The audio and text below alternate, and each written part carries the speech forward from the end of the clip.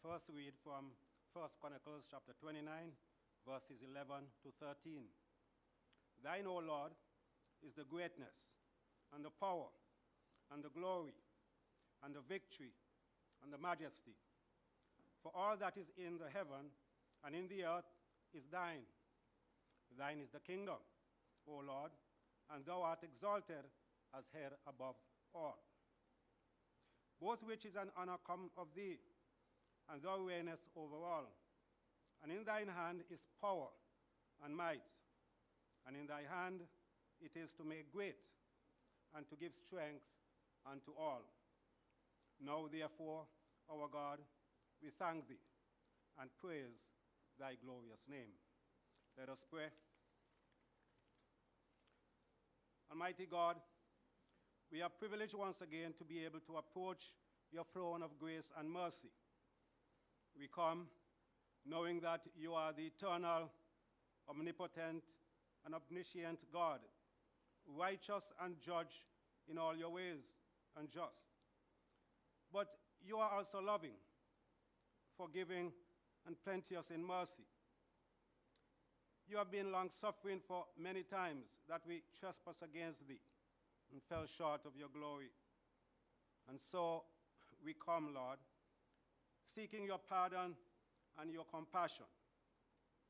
Today, we are gathered here for the presentation of the plans and projections of the year ahead by those you have ordained as stewards for this blessed land.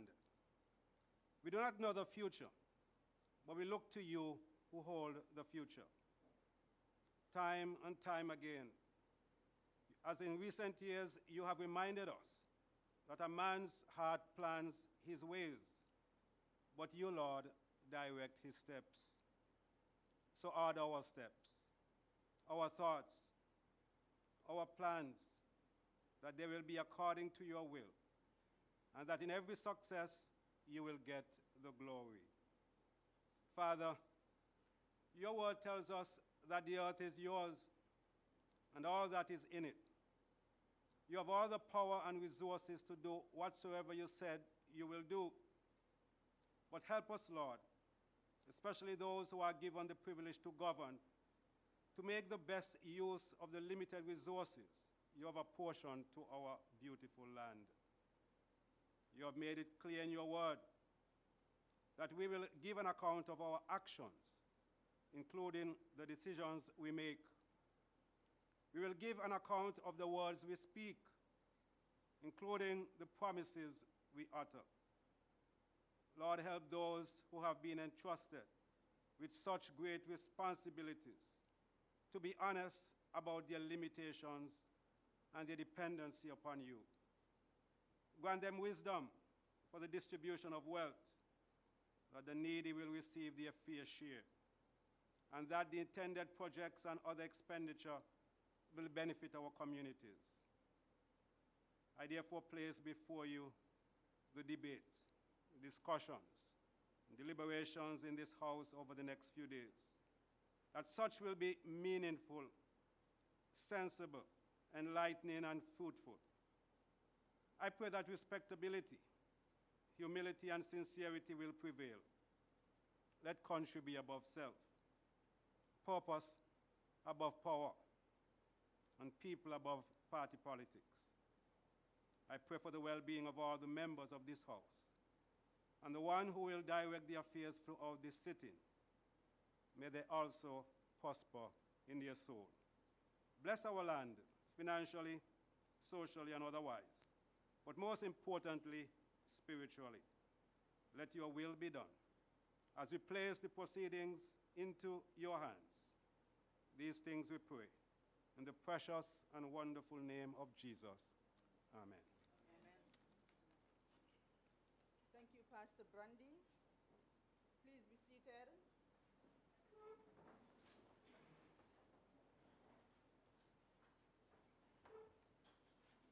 Confirmation of minutes. Minutes are deferred. Motion for the approval of the order paper as circulated.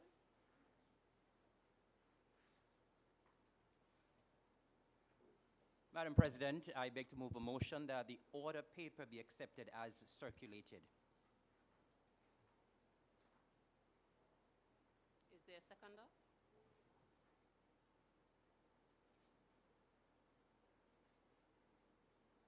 Madam President, I rise to second the motion. The question is that the order paper as circulated be approved. Those in favor? Aye. Those against? The ayes have it.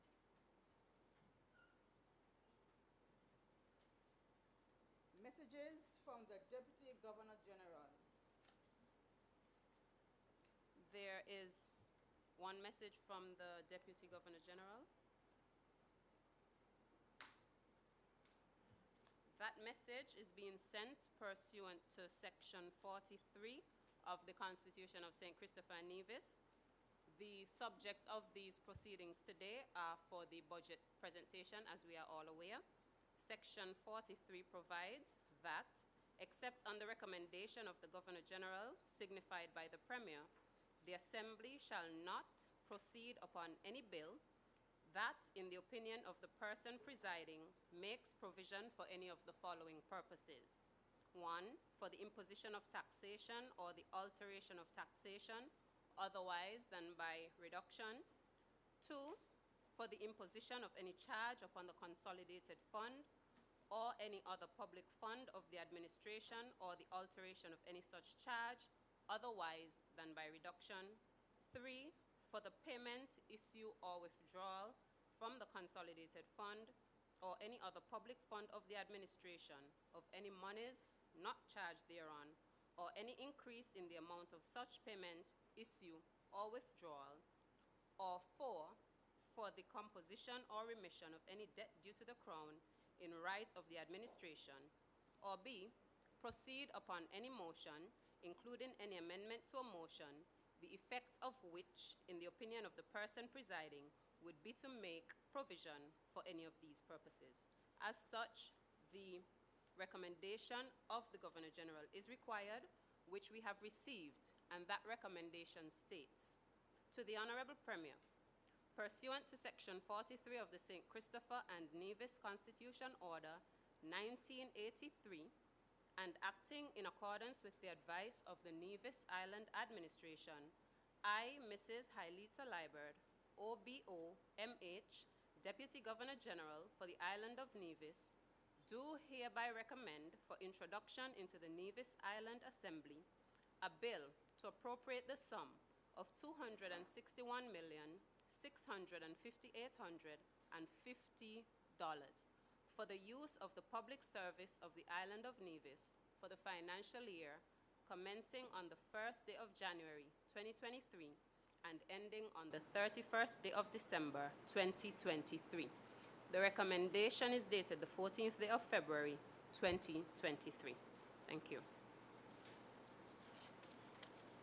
Announcements by the President.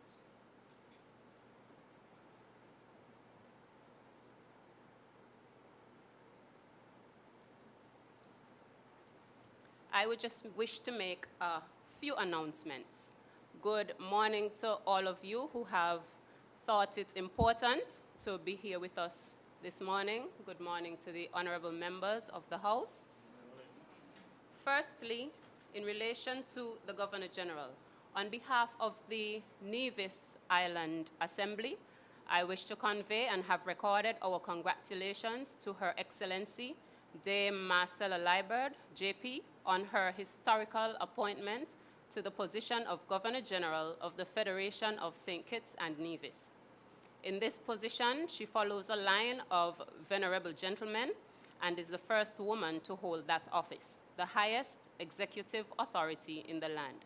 So from this honorable House, we join with the myriads who have expressed words of congratulations to Her Excellency and wish her a successful tenure. Secondly, Commonwealth Day. This year, Commonwealth Day will be commemorated on the 13th of March under the theme, Delivering a Common Future, Connecting, Innovating, and Transforming. It is an annual celebration of diversity, and the links of the modern Commonwealth. This year's celebration is significant as it is the 10th anniversary of the signing of the Commonwealth Charter, which definitively sets out the values of the Commonwealth nations, including democracy, justice, freedom, and peace. We hope to join in the celebrations this year and are planning activities geared toward education on the Commonwealth and including a possible mock sitting of Parliament during the month of March. In this vein, we are working to revive the Youth Parliament on Nevis. Tomorrow, we are expecting a contingent of sixth form students to observe the proceedings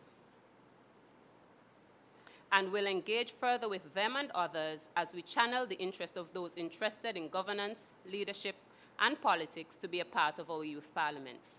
We look forward to the support of the members of the House and the general public as we celebrate Commonwealth Day 2023. And thirdly, rules of the House and standing orders. From studying the rules that pertain to proceedings of the House and parliamentary business, it appears that there is a certain level of decorum, respect, and what some describe as the sanctity of the House, which must be observed by all who come within its precincts. To this end, it is imperative that the rules which govern the House, as set out in the Constitution, the National Assembly Elections Act, the scheduled standing orders of the National Assembly, and the long history of accepted parliamentary practice are known and applied. I encourage the new members of the House to familiarize yourselves with the applicable rules. Likewise, I encourage the seasoned members to reacquaint yourselves with the rules and observe them. Historical conduct in the House, from time to time, shows deliberate attempts to abuse or disregard the rules. For my part, there are a few that I feel compelled to highlight so that we may have a common understanding of what is expected going forward as we cooperate to maintain the sanctity of the House. 1. Pursuant to Standing Order 39, no member is to address this House unless he or she is first recognized by the President and called upon to do so. 2. Pursuant to Standing Order 42, the general rule is that there should be no interruption when another member is speaking. There are 2 exceptions. 1, points of order, and 2, interventions. A point of order is different from an intervention. The former is an appeal to the President for clarification or for a ruling on a matter of procedure in the House. Note that it is limited to matters of procedure. And if you intend to rise on such a point, be prepared to reference the rule of procedure or practice, which is the subject of the point of order. An intervention, on the other hand, allows for a member to make a comment during another member's speech, but this can only happen if the member then speaking yields the floor. Members frequently abuse or disregard the usage of these parliamentary mechanisms. I have observed that members frequently rise under the guise of a point of order when no genuine point of order is applicable. Instead, the supposed point of order is being used by the members in an attempt to gain the floor to participate in the debate. This is an abuse of the rule, and in such cases, the member interrupting will be asked to resume his or her seat. 3. Pursuant to Standing Order 48-2, during the course of the proceedings, the President sits when speaking. Members are required to stand, and no 2 members must be standing at the same time. This is all well known.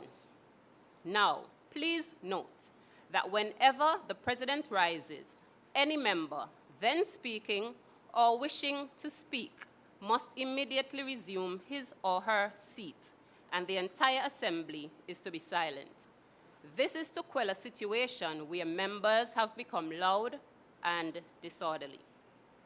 I am hoping that the honorable men and women here today would conduct themselves decently so that I am not required to stand in an effort to maintain order.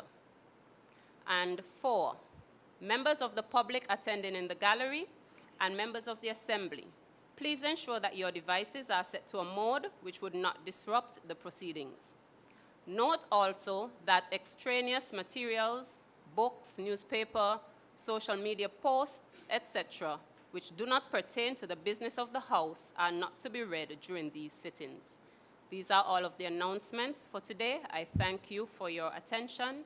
Please be guided accordingly. Papers to be laid.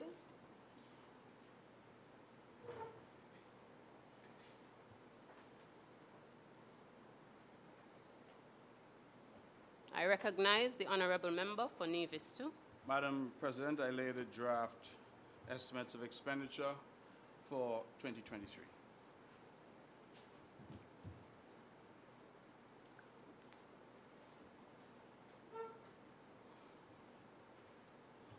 Motion for the approval of the draft estimates of expenditure for 2023.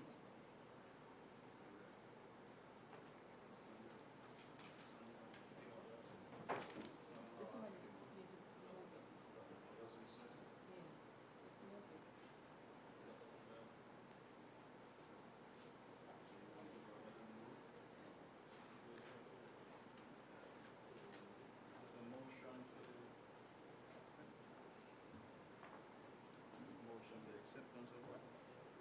It's not an order. Motion to the approval of the draft estimates of expenditure. Madam President, I rise again to move a motion for the approval of the draft estimates of expenditure for the year 2023.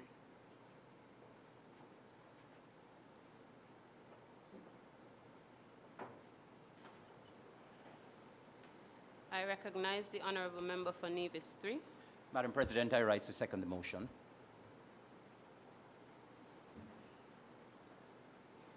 The question, therefore, is that the draft estimate of expenditures 2023 be approved.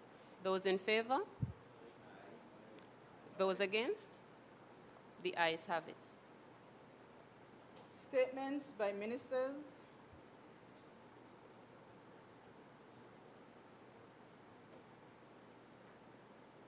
Personal explanations. Introduction of bill and first reading.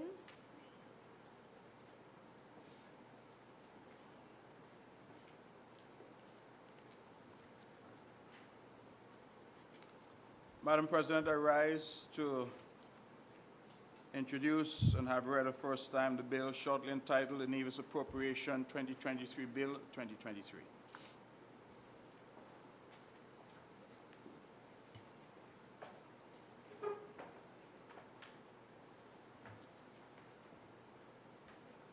Madam President, I rise to second the motion.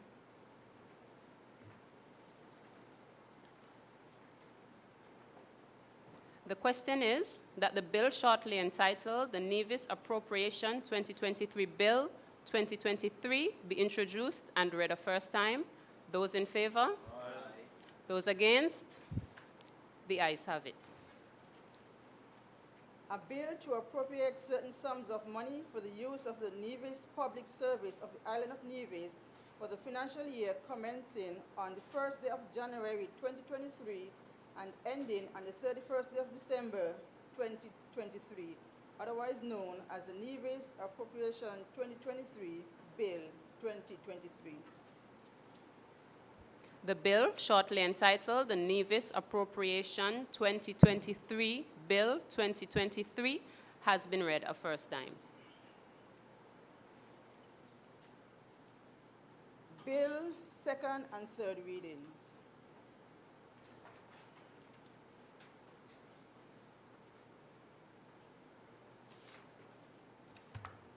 Madam President, I rise again in my capacity as Minister of Finance to move the second reading of the bill, shortly entitled the Nevis Appropriation Bill, Nevis Appropriation 2023 Bill 2023.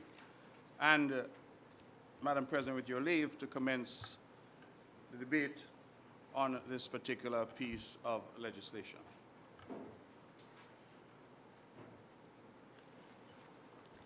Thank you, Honorable Member. At this time, I would ask if there's a seconder to the motion.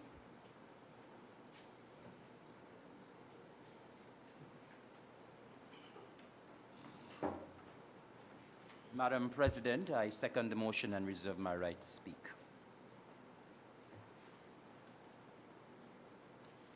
Thank you. The question would be put later. Honorable Member for Nevis too.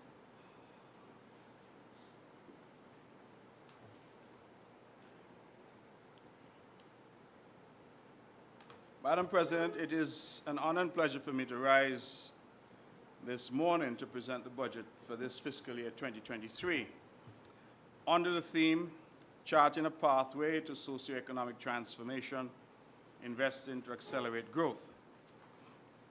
Let me start, Madam President, by making it clear that the reading of the budget in February is in no way an aberration or breach of the Constitution of St. Kitts and Nevis, which stipulates at Section 71 thereof that the government may present the budget not later than 60 days after the end of the fiscal year.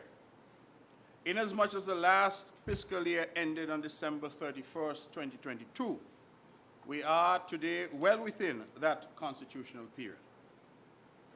The throne speech, which was delivered in this assembly on January 19th, 2023, clearly laid out the plans, programs, and activities of my administration for building a new Nevis, investing for socio-economic transformation. The budget I present today builds on the principles set out in the throne speech and provides a specific and detailed implementation of my government's policies and programs intended for the fiscal year 2023. We are under no illusion that the task at hand will be easy. There's much work to be done to advance the social and economic well-being of our island and its people. We are confident that our people have the capacity to excel once provided with the opportunity. Creating opportunities for our people will be the driving force for this government's performance during this fiscal year. Madam President, this administration holds fast to our belief that our people belong at the center of our developmental policies. We pledge to be a government for all citizens and residents of Nevis, regardless of their gender, nationality, race, creed, or political persuasion. Our policies and programs will always be people-centered and people-focused, holding true to our guiding ethos that our people matter most. This focus impels us to consider how we can improve the lives of all of our people. Our budget provides for programs that address the needs of our youth as well as our seniors, for kindergartners as well as for college graduates, for our private sector as well as for our public servants, for new entrants to the workforce as well as our retirees. In this regard, a retirement program package for our non-established workers will be fully rolled out over the next few months, allowing all workers who have already attained the age of 62 years to formally retire from the service and receive a retirement package. This will no doubt bring great relief and comfort to our non-established workers in their retirement years, and has been a signal achievement of this CCM-led government. Our public servants received a 5% salary increase in 2022, retroactive to January 1st, 2022, and have received a further 5% increase in January 2023.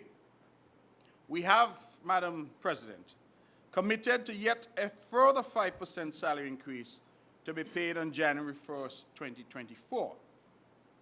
This represents the largest salary increase to public servants in the history of Nevis and demonstrates our commitment to putting our people first. Madam President, this government's efficient management of the COVID-19 crisis has engendered confidence in the economy, which is now manifesting itself in a marked uptick in economic activity. Government's finances are beginning to show gradual signs of improvement, and activities in the private sector are returning to levels experienced prior to the onset of the pandemic. Despite the significant progress made in restoring macroeconomic stability, we are nevertheless fully aware that many of our citizens and small businesses continue to face hardship, having been adversely affected over the past 2 years. We must therefore continue to work at growing our economy and creating jobs. Our job numbers have been encouraging, showing a significant level of recovery. The data provided by the St. Christopher and Nevis Social Security Office as at December 2022 shows that for the period January to December 2022, the number of jobs in Nevis increased by some 6.4% over the same period in 2021, with an average number of jobs per month of 5,819. Jobs on St. Kitts over the same period grew by 4.9%, giving the Federation an overall job growth of 5.65%. It is important to note, Madam President, that step workers in Nevis are accounted for in the St. Kitts employment numbers, so that if we were to include in Nevis the step workers working in Nevis, then the numbers for employment in Nevis would in fact be much higher. I hope I'm being clear, Madam President, that the step workers working in Nevis are accounted for under the St. Kitts employment numbers insofar as Social Security is concerned. So our numbers, therefore, do not include our step workers on the island of Nevis. Of significant note is that gross monthly wages on Nevis increased over the period 2021 to 2022 by some 11.9%, from 17.55 million per month in 2021 to 19.63 million per month in 2022. Our sister St. Kitts recorded an increase in gross monthly wages over the same period of 8.7%.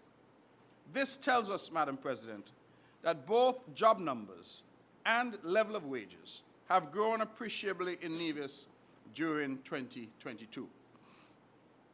It is also of significance that we note that as at December 2020, when many businesses were closed due to the onset of the COVID-19 pandemic, total jobs in Nevis stood at 4,600. As at May 2022, the total jobs peaked at 5,990, an increase of some 1,390 jobs, or 30.2%. I remind the House again that this number excludes those employed on the STEP program. While there's still work to be done, the job recovery has been remarkable. Let me also say at this point that these are Social Security statistics, and therefore, Madam President, may not include those who are working but who have chosen not to register with Social Security. And as I always do, I use this rostrum to encourage our people to ensure that they register with Social Security and they pay their Social Security contributions, which would benefit them in times of difficulty and certainly when they achieve retirement. I say that to say, therefore, that our job numbers would actually be much higher than are currently being reported here.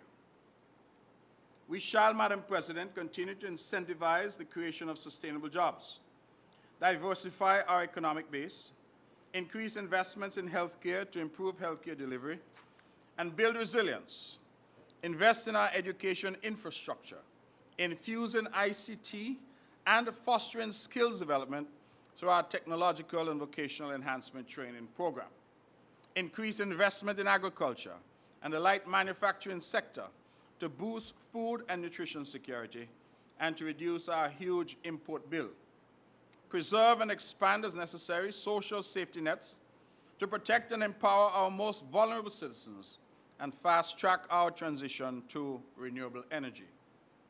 we will make a concerted effort to strike a balance between continued social spending that is associated with managing the post-COVID-19 recovery to protect the most vulnerable among us and diverting resources to programs that will stimulate economic activity, create jobs, and advance this government's development agenda.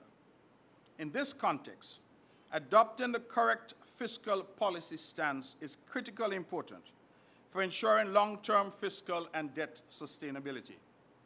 Prudent fiscal management will continue to be of paramount importance to this government, as we make every effort to ensure that scarce resources are properly targeted and allocated to their best and most efficient use. Our policy throughout this fiscal year will be to take steps to improve spending efficiencies while incentivizing foreign direct investment into our economy. Madam President, if we now take a look at international and regional economic developments, the global recovery has been weaker than initially expected due to several factors. These factors, such as the war in Ukraine, severe weather disruptions brought on by climate change, rising inflation, and ongoing supply chain disruptions, all continue to exert downward pressure on global economic growth. The International Monetary Fund, or IMF, in its World Economic Outlook report, projected a global economic growth for the year 2022 at 4.4%. This was further downgraded in its World Economic Outlook October 2022, countering the cost of living crisis, which then predicted that the global economy would grow by only 3.2% by the end of 2022. The IMF's most recent World Economic Outlook update, as of January 2023, indicates that growth for 2022 stood at 3.4%, which is a more positive outcome than that which was forecast in October 2022. On the current track, it is forecast that growth for 2023 and 2024 will be at the levels of 2.9% and 3.1% respectively. This does indicate that both the fiscal measures employed by governments across the globe and the synchronization of monetary policies have led to some measure of stability. It is further expected that the United States of America will experience a technical recession in 2023, with its growth prediction set at 1.4%, declining to just 1% in 2024. In Latin America and the Caribbean, growth is projected to decline from 3.9% in 2022 to 1.8% in 2023 and increasing to 2.1% in 2024. These new forecasts indicate that a significant number of emerging market and developing economies are expected to have lower growth in 2023 than they did in 2022. Madam President, the Eastern Caribbean Central Bank forecast that the economy of St. Kitts and Nevis would grow by 6.42% in 2022, while the other member territories of the Eastern Caribbean Currency Union were expected to grow by 6.38%. The governor, in encouraging countries to usher in a strong decade of resilience and transformation, outlined several approaches that could be adopted by member countries to facilitate a change in our economic landscape. These include wealth creation, food and nutrition security, energy security, and digital transformation, all of which, coincidentally, are already key pillars in Nevis's plan to increase foreign direct investment and bring about tangible socioeconomic transformation. Madam President, the persistent, fragile nature of the global economy continues to overshadow improvements in the local economic landscape in this post-COVID-19 era. We will, of course, continue to strive to find a balance between supporting growth while ensuring fiscal stability. this will not be an easy task. In fact, even resource-rich countries are having difficulty in accomplishing such an undertaking. Despite these harsh economic realities, we stand ready to do what is necessary to enable all of our citizens and residents to enjoy a better life and reap the promise of our beloved Nevis. Let me now look, Madam President, at our domestic economic performance. Our fiscal performance 2021-2022.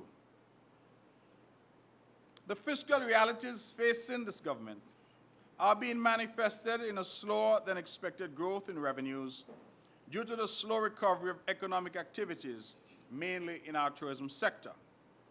This has given rise to the need for greater capital investment to stimulate economic activity, create jobs, and advance this government's development agenda. The total recurrent revenue generated during the fiscal year ended December 31st, 2022, amounted to some $136.52 million, which represents an increase of $10.25 million or 8.11% over the $126.27 million generated during the same period in 2021. The revenue collections forecast for the year 2022 were set at $131.37 million. Actual revenue collected for the year 2022 outpaced our forecast by some $5.15 million or 3.92%. This revenue, coupled with the amount of $77.74 million, representing a share of the revenue from the Citizenship by Investment Program, as well as other grant funds, resulted in an overall total revenue of $214.26 million in fiscal year 2022. This represents an overall increase in total revenue of $33.94 million, or 18.82%, when compared to a total revenue of $180.32 million collected in fiscal year 2021. Madam President, the tax revenue collected as at December 31st, 2022, amounted to some $106.09 million, which represents a marked increase of $17.99 million, or 20.42%, when compared to the amount of $88.1 million collected in 2021. For the fiscal years 2019 and 2020, the tax revenue collected amounted to $105.37 million and $89.85 million, respectively. The outturn for the fiscal year 2022 indicates that although challenges and uncertainties remain, the local economy has made some tangible strides post-COVID-19. Overall tax revenue accounted for 77.71% of recurrent revenue, with the remaining 22.29% classified as non-tax revenue. The major contributors to recurrent revenue were VAT receipts, 27.03%, stamp duties, 10.14%, international financial services, 9.7%, import duties, 8.65%, and social services levy, 7.65%. Madam President, the total expenditure for the fiscal year ended December 31st, 2022, amounted to $228.04 million, which marks an increase of $33.7 million, or 17.34%, when compared to the outlay of $194.34 million for the fiscal year ended December 31st, 2021. Recurrent expenditure for the year amounted to $177.34 million, which is an increase of $22.72 million, or 14.7%, when compared to the outlay of $154.62 million for 2021. The main components of recurrent expenditure for the year were personal emoluments, which accounted for 52.31%, and goods and services, which accounted for 21.84%. Debt service payments consisting of both principal and interest repayments amounted to $24.98 million, or 14.08% of recurrent expenditure. Capital expenditure, which is an investment in both our physical and social infrastructure necessary to bring about the desired levels of economic and social transformation, amounted to $50.69 million for the period January to December 2022. This represents an increase of $10.97 million, or 27.61%, when compared to the outlay of $39.72 million in 2021. Madam President, our overall spending for the fiscal year 2022 increased considerably in comparison to fiscal year 2021. However, it must be noted that there were several factors that caused this outcome, namely a rise in the rate of inflation, the unprecedented increase in the price of fuel and its resulting negative effects across all sectors of government spending, the 5% retroactive salary increase to all workers and pensioners, and significant support of our social safety net programs, including subsidizing the fuel surcharge for domestic electricity consumers to bring much-needed relief to our people. Therefore, Madam President, while our primary balance continues to show a surplus, our overall balance remains at a deficit of $5.37 million, a marginal improvement over the outcome achieved in 2021, where the overall deficit stood at $5.55 million. Let us turn, Madam President, to the performance of the value-added tax, or VAT. Value-added tax is a broad-based tax that captures every sector of the economy. It serves as a very good performance indicator of the health of the local economy. VAT receipts are an important source of tax revenue for the administration. With some improvements in the global economy and the relaxation of travel restrictions, activities in the tourism sector are reviving globally, and we keenly anticipate positive effects on our local economy over the medium term. Madam President, the VAT collected at the Inland Revenue Department for fiscal year 2022 amounted to some $19 million.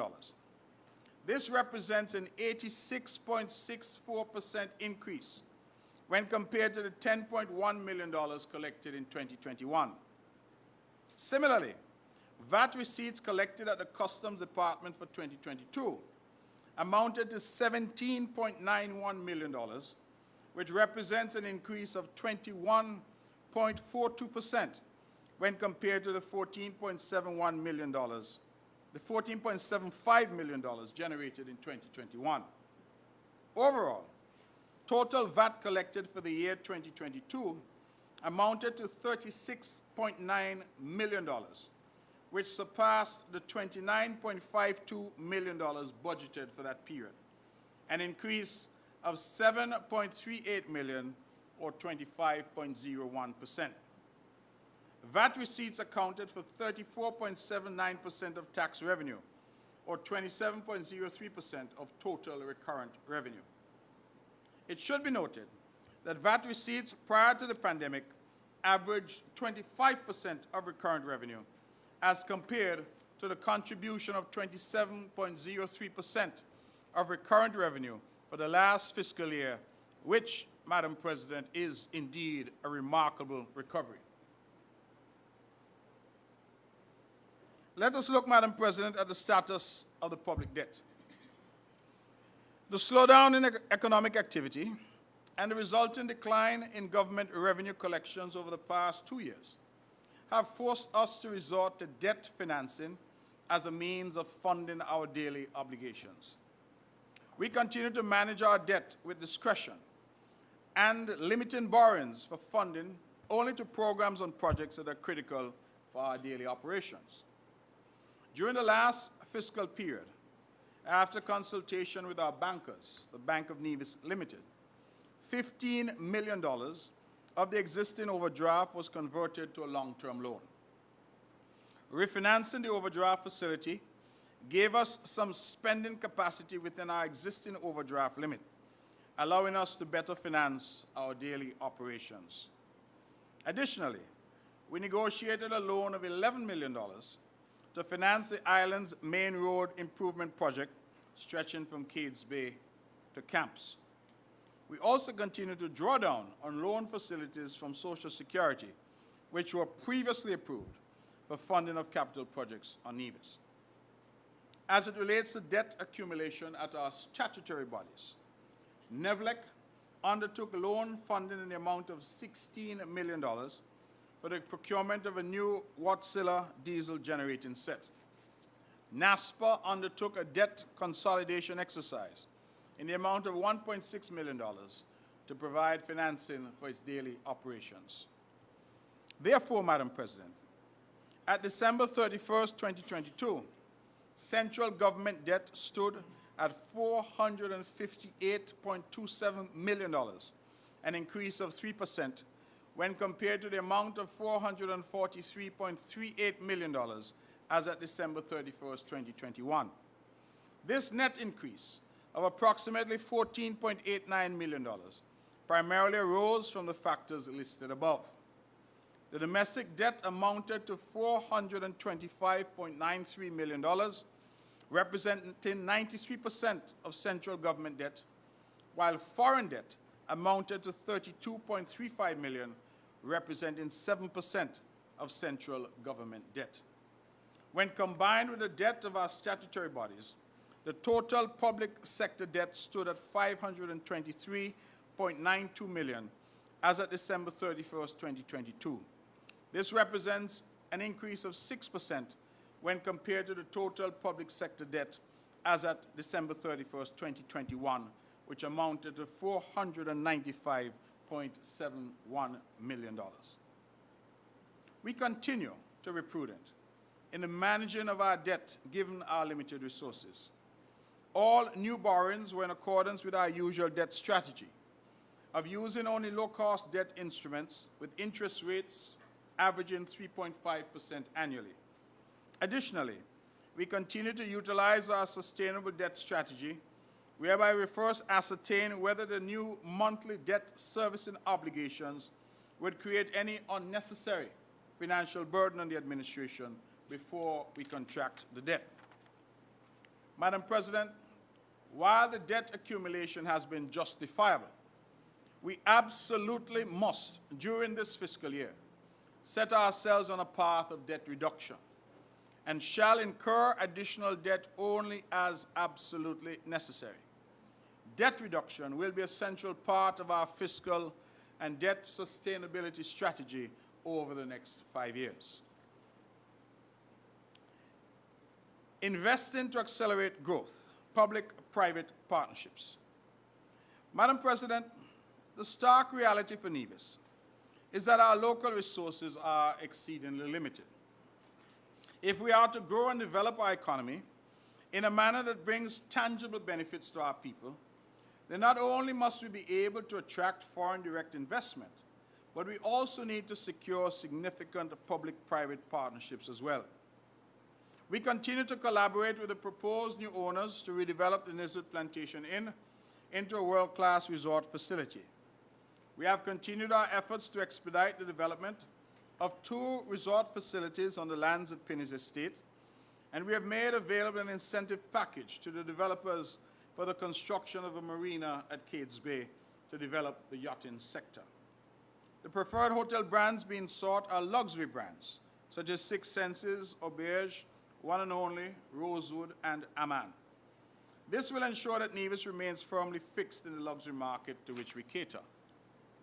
We continue to leverage and seek partnership for the development of the former Rest Haven property to construct a high-end facility consisting of duty-free shops, restaurants, entertainment and commercial spaces, along with a berthing facility to accommodate small and medium-sized yachts with all attendant services. This will ensure that our island attracts the lucrative and growing yachting market while also improving the quality of life of our people through job creation, enhancing real estate values and promoting both active and passive recreational activities. While Nevis welcomes the revenues generated by cruise tourism, we recognize that our tourism product can be more sustainable if we continue to target high-value visitors who are interested in longer stays that more significantly impact our economy. To tap into that market, we need to position our airport as a convenient, dependable, safe, and efficient destination with superior private jet accommodation, providing adequate hangar space, parking and fueling facilities, maintenance, and a first-class FBO. In addition, for the benefit of our own traveling public, we see the need to supplement the availability of air transport connections directly out of Nevis to the Caribbean and to the U.S. mainland. We can only achieve these objectives by significantly improving our existing airport facilities. Madam President, we are therefore negotiating a partnership with a private entity for the further development of the Vance Amri International Airport. This joint venture project will involve the extension of the airport runway by approximately 1,500 feet to accommodate most private jets, as well as the regional jets used by American Airlines and other U.S. carriers. The provision of fueling for aircraft, hangar, and additional parking, as well as upgrading of the facilities at the terminal building.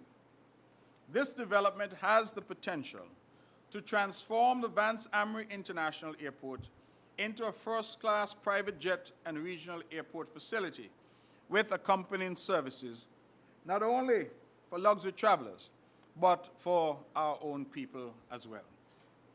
We commit to enhancing our tourism offerings by working to attract the private jet industry as well as regional carriers, which will offer scheduled and charter services from the U.S. mainland.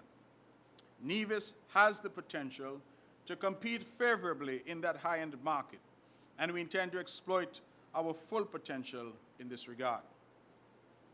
Madam President, the call center facility at Brownhill is another turnkey operation readily available for public-private sector partnership.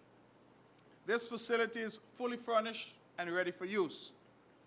We are currently engaged in very fruitful discussions with potential operators, and we believe that we can solidify a partnership during this fiscal year and return operations to this facility. This will assist considerably in greater job creation, especially among our youth. It did not make it into the budget, Madam President, but I feel I can inform the House that this morning on my way here I was informed that we have in fact secured an operator for the call center at Brownhill. The time is ripe for promoting Nevis internationally by establishing a physical presence in a major commercial city. To that end, we intend to set up an Invest Nevis office on Wall Street, New York. We are currently in discussions with one of our existing service providers who has offered us an operating space at their offices in New York, from which we can partner with them in the promotion of Nevis not only as a tourism destination, but also as a destination for foreign direct investment. This arrangement will provide Nevis with a greater reach and exposure in the investment capital of the world. Let us now look, Madam President, at the all-important tourism sector. Our tourism sector has begun an impressive recovery from the COVID-19 pandemic, which had stifled our visitor arrivals and earnings over the past 2 years. Our hotels are reporting robust bookings with much improved occupancy and nightly room rate levels comparable to, and in some cases exceeding, pre-pandemic era. These improvements in economic activity are also evidenced by stronger bookings, longer lead time for bookings, and improved earning capacity as being reported by taxi and tour operators, activity and events coordinators, and managers of dining and accommodation establishments. Importantly, we have seen the return of cruise and yacht tourism, with 47 cruise calls which are expected this year to bring just under 20,000 visitors to our shores. In addition to the direct calls to Nevis, we have seen large increases in the number of cruise and other visitors who have arrived on our sister island of St. Kitts and have chosen to journey to Nevis to experience our hospitality. Nevis, we should all be proud, continues to earn considerable accolades. The destination was listed by Caribbean Journal as one of the top destinations for travel in 2023 and was characterized as a tiny island that punched far above its weight. Sunshine's Bar and Grill was recognized by Caribbean Journal as having the best rum punch in the Caribbean. Kudos also to Montpelier Plantation and Beach and Four Seasons Resort Nevis, which are consistently ranked highly by various travel publications for their exceptional service and customer experience. Further, Nevis has committed to hosting the 10th biennial CTO Human Resources Conference in November of this year. This conference is expected to attract scores of regional and international delegates. Madam President, our flagship project, Malcolm Gishard Recreational Park, which was a joint investment between the NIA and the Republic of China, Taiwan, continues to be a major attraction for visitors and residents alike. During its first year of operation, the park welcomed approximately 40,000 visitors and received bookings for more than 200 events. In light of this, further efforts will be geared towards diversifying and improving the facilities of the park to stimulate growth in the use of this venue. Madam President, I am happy to report that we have received further funding from the Taiwanese government to pursue additional development at the lower end of Pinnis Beach, all in an effort to enhance the ambiance in the area and raise the value of our tourism product offering. Work on this phase of the project will see upgrades to the restaurant and beach areas on the western side of the park, focusing on landscaping, enhanced drainage and flood control, improved road network, parking for well over 100 vehicles, a boardwalk, smart street signs, enhanced security, and bathroom facilities. This project, which has already commenced, is expected to take 16 months to complete at an estimated cost of US $3.3 million, which will be primarily funded by the government of Taiwan. The Ministry of Tourism will continue to invest in community-based tourist attractions as a means of enhancing our tourism product offerings. This will be achieved through collaboration with our allied partners and coordinators of authentic festivals, such as the Jessup Seafood Fiesta, the Nevis Mango Festival, and the St. Kitts and Nevis Restaurant Week. A third segment of our tourism training module will be rolled out shortly and will focus on establishing an inventory for tourism assets, improving and diversifying tours, and fostering entrepreneurship, particularly in the St. Thomas's community.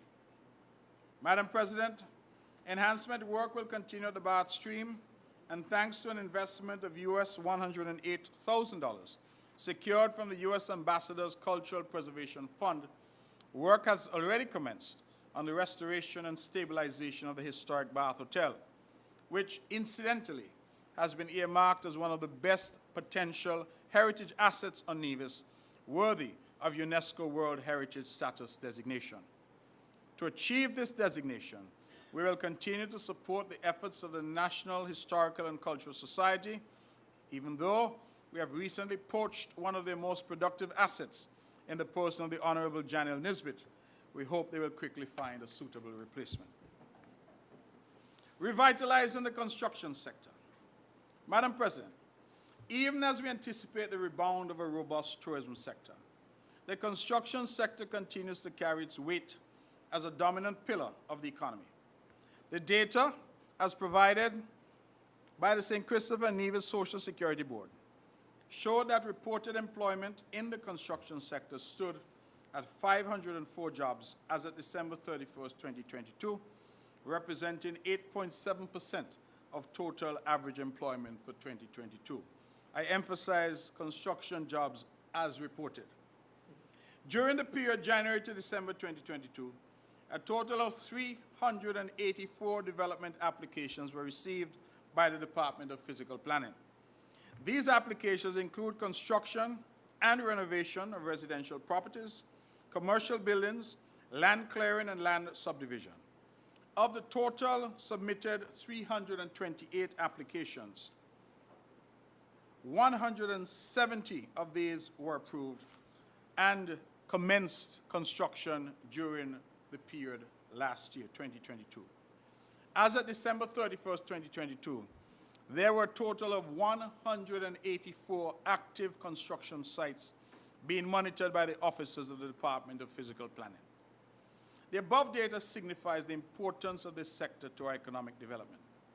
In recognizing the construction sector as a critical pillar of the Nevis economy and its role in the socio-economic development of the island, we commit to continuing to stimulate activities in this sector through a variety of programs and initiatives. We commit to extending the duty-free concessions granted under the First-Time Homeowners Program, extending concessions to those persons constructing commercial spaces up to June 30th, 2023, and reducing the alien landholding license fees to 5% on the purchase of land or existing buildings, whether residential or commercial. Madam President, the First-Time Homeowners Concessions Program, as well as the COVID Stimulus Construction Initiative, have proven to be a significant economic boost to the construction sector, facilitating the fast tracking and conversion of approved plans into active construction sites, thereby creating employment. Notwithstanding the success of the program, the administration now needs to introduce policies that will further boost the sector by making the approvals time-bound. Effective immediately, therefore, all applicants for the First-Time Homeowners Concessions will be enrolled for an initial period of 24 months, as it is expected that financing can be arranged and the construction of homes can be fully completed within a 24-month period. A further assessment can be made at the end of this period to determine the need for any further extension of concessions, but such extensions will be granted sparingly. If I may, Madam President, just to explain, what we are saying is that when persons apply for these concessions and are granted, they must proceed with construction. That they cannot continue to delay for years to come, because if they do that, then we're not getting the benefit of the stimulus that we are seeking to achieve by having these concessions granted. The COVID Relief Construction Stimulus Program, which was also introduced to boost employment in the construction sector through the renovation and remodeling of existing homes, will be phased out during this current year. Persons already enrolled in the program will be given a 6-month period to June 30th, 2023 to complete these renovation and remodeling works. Let us turn now to agriculture. Madam President, the St. Kitts and Nevis Agriculture Growth and Transformation Strategy is a driving force for the advancement of our agricultural sector. This is a 10-year strategic plan conceptualized at the federal level, designed to tackle challenges facing the agricultural sector by providing a common vision, formulating guiding principles, and framing solutions for sustainable and resilient agri-food systems. This federal strategy is also in keeping with the current mandate of our own Ministry of Agriculture to ensure food and nutrition security for all. To be self-sufficient, we must position ourselves to feed ourselves. This was a critical lesson learned during the period of the recent pandemic. Our mandate has therefore shifted from merely ensuring food security to that of achieving food sovereignty. Food sovereignty refers to the right of people to have access to healthy and culturally appropriate food produced through ecologically sound and sustainable methods, along with their right to define their own food and agriculture systems. The concept of food sovereignty puts the aspirations and needs of those who produce, distribute, and consume food at the heart of our food systems, rather than the demands of markets and corporations. In light of this, the agricultural sector will continue to be one of the prominent sectors of focus of our administration during this fiscal year. We must laud the efforts of our vegetable and livestock farmers for their outstanding contribution to the continued growth and development of this sector. we must also commend the efforts of our younger generation of farmers who have joined this sector and are prepared to adopt technology to increase production yields and venture into the production of non-traditional crops. Our fisher folk as well, Madam President, must be commended. The thrust towards shadehouse technology as a means of increasing production yields and mitigating the effects of climate change continues to be an area of focus.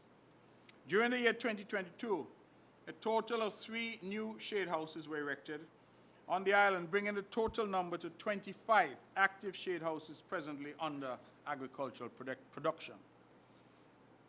To supplement the supply of meat products on island, we'll continue to advance our efforts at establishing a poultry industry on Nevis.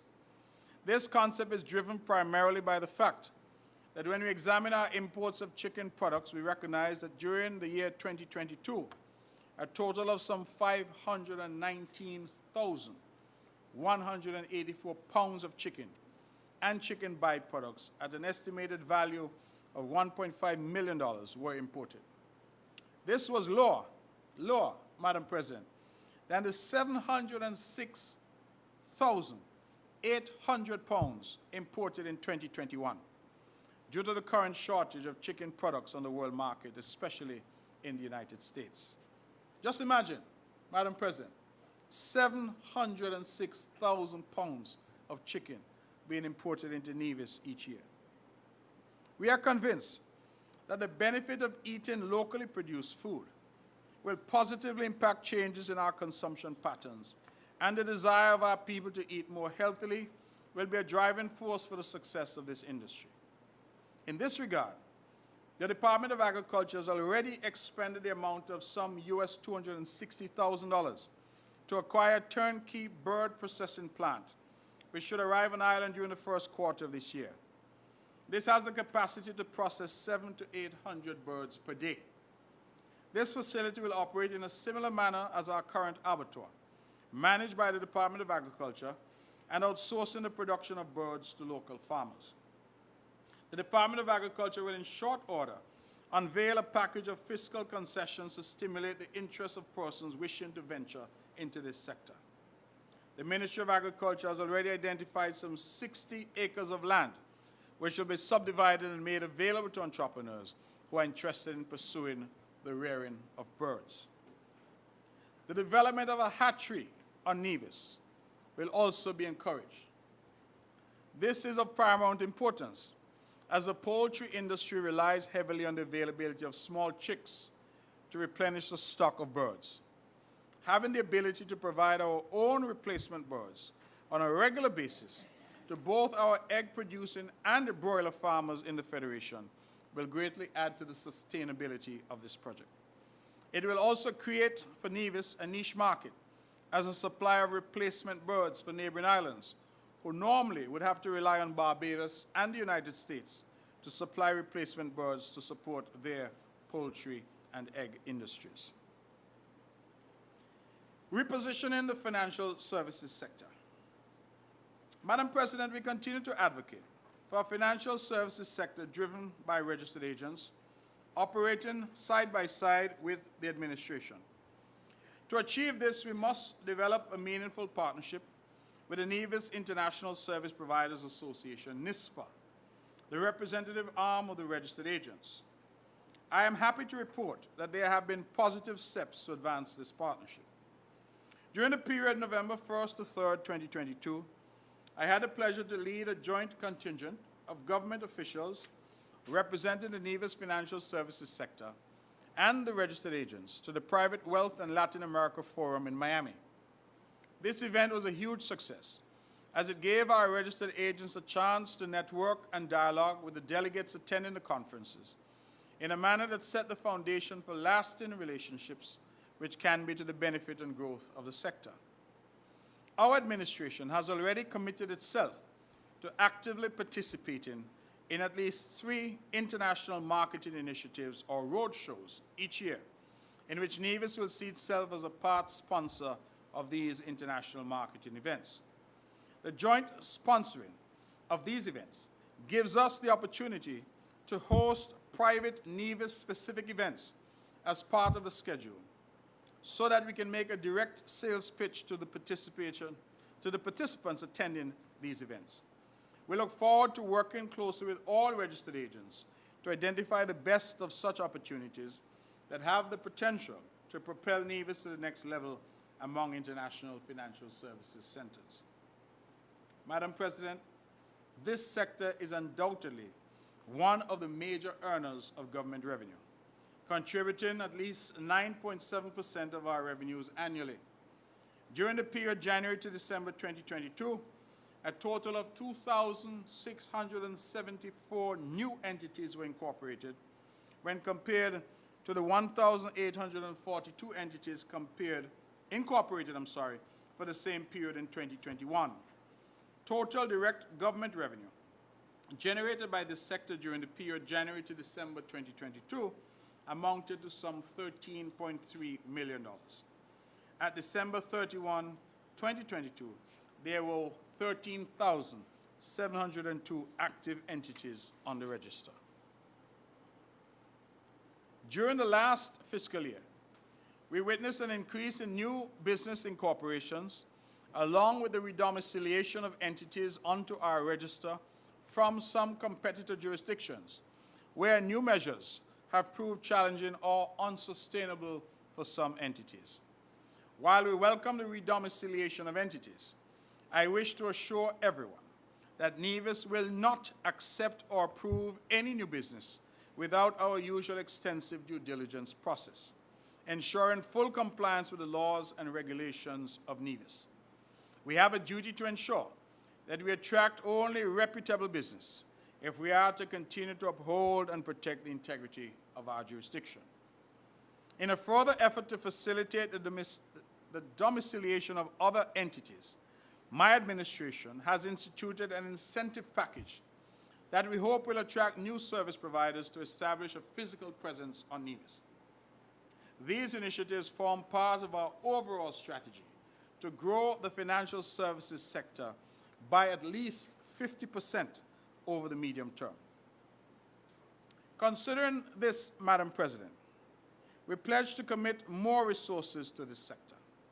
Provisions have been made in the budget for this financial year for additional staffing for the Nevis Financial Services Department so as to enhance our ability to properly supervise and monitor activities in this sector.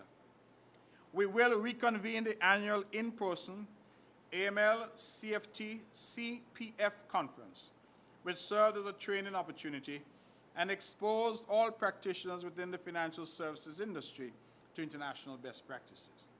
We intend to implement technological solutions to assist with the risk-based supervision of regulated entities and will collaborate with other competent authorities within St. Kitts and Nevis to pursue the upgrades of technical compliance ratings that were outlined in the CFATF Mutual Evaluation Report. Our legislative agenda for this fiscal year will include various amendments to our financial services products legislation, especially our international banking and trust legislation, to keep us on the cutting edge of competitiveness and align us with the requirements of the various international financial services regulatory agencies. Additional regulations will also be proposed for the trust and corporate service providers in accordance with the standards set by the Group of International Financial Center Supervisors. Let us segue, Madam President, to infrastructural development, and let us look at roads. Our road rehabilitation program has been the envy of our neighbors and has greatly enhanced the landscape of Nevis. This program has sought to transform the way of life and the physical surroundings of all of the communities of Nevis. During the last fiscal year, extensive work was completed at Upper Chapel Street, which saw the widening and realigning of the road network and upgrading of the drainage in the vicinity of the Charlestown Methodist Church, reconstruction of the Methodist Church perimeter wall, the reconstruction of the road adjacent to the Prospect Power Station, the reconstruction of roads at Camps, Libert Hill, and Nisbet Settlement, along with the adjoining road leading from Malcolm Hill to Lower Prospect Road. These works formed part of our secondary road rehabilitation program, to which the amount of approximately $2 million was allocated. As it relates to our major road rehabilitation program, extensive work was carried out on Phase 2 of the Butler's Rehabilitation Road project. This followed on from Phase 1, which was completed in 2021 and included a rehabilitation of approximately 3,000 feet of road extending from the entrance to Butler's, ending at the Butler's Health Center. This also includes a realignment of driveways and the reconstruction of perimeter fence walls. The amount of $3.5 million was allocated for the completion of these works, of which $2.3 million has been spent. It is anticipated that all remaining works on this project will be fully completed during this fiscal year. Madam President, work on the Bath Village Road Rehabilitation Project also commenced in 2022. We commend the good people of Bath for their patience and understanding as these works progressed at a much slower pace in comparison to works at Butler's. The obvious reason is that the infrastructure and the layout of the road network in Bath is very challenging, and extra time had to be spent to deal with these intricacies. These works include the rehabilitation of approximately 3,400 feet of the Bath Village Main Road and an additional 4,000 feet of road in Lower Bath. The amount of $3.9 million has been allocated to this project, which is expected to be fully completed during this fiscal year. The rehabilitation of the Island Main Road project from Cades Bay to the entrance of the Mount Nevis Hotel and extending from the Newcastle Police Station to camps also commenced during the last fiscal year. This work was privately contracted and funded through a loan of $11 million provided by the Bank of Nevis. These works include a realignment of some sections of the road, improvement in drainage, and the general resurfacing of this section of the Island Main Road. It is expected that these works will be completed during the first half of this fiscal year. And let me explain to the House, Madam President, that the reason why the road goes to the entrance of Mount Nevis and then restarts in Newcastle, we have left out that portion by the airport because we anticipate the airport project and did not want to reconstruct that road only then to have to interfere with it when the airport project starts. Madam President, to spur further economic activity, we must now seek to open up road networks in new and emerging communities to provide not only for residential development, but for commercial development as well. This government shall commission a feasibility study for the opening up of the road network from Long Point to Indian Castle via the southern belt of the island. This study will identify the cost of the infrastructure to be installed, identify landowners in that area, determine the alignment of the road network itself, identify drainage issues and coastal protection measures that will have to be implemented to make this project a reality. The information garnered from this study would greatly assist the administration in its planning process to determine the resources necessary to be allocated to this project. Further reporting on this project will be provided to this House and to the Nevision public in the future. But this project, Madam President, we see as transformational for the island of Nevis by opening up the entire south coast of the island, which has hitherto been inaccessible. In the meantime, rehabilitation of the road network connecting Church Ground to Hamilton, Maynard's Ground, Brown Pasture, Cotton Ground, along with the milling and resurfacing of the bypass road leading from the Pump Road to the Artisan Village are also scheduled to be undertaken. We have allocated an amount of $10 million to fund our road rehabilitation program for this fiscal year. We turn now, Madam President, to the all-important topic of water. In the area of water services development, our water storage and distribution system is now on par and in some cases exceeds that of many of our neighbors. We completed the installation of the new reservoir at Pond Hill at a cost of US $426,000. This reservoir has a capacity to store 250,000 gallons of water for use by residents of Gingerland and the surrounding areas. Having achieved huge success in our water storage capabilities, The efforts of the department will now be geared towards upgrading and maintaining our water distribution mains island-wide, so as to bring water outages and disruptions to a minimum. Working with the Department of Public Health, work will commence on the improvement of the drainage in Charlestown, thus enhancing the general sanitary conditions of our city center. As our people build out more commercial and residential properties, the delivery of reliable and adequate sources of water must keep pace with development. We must continue to meet our responsibilities in this regard.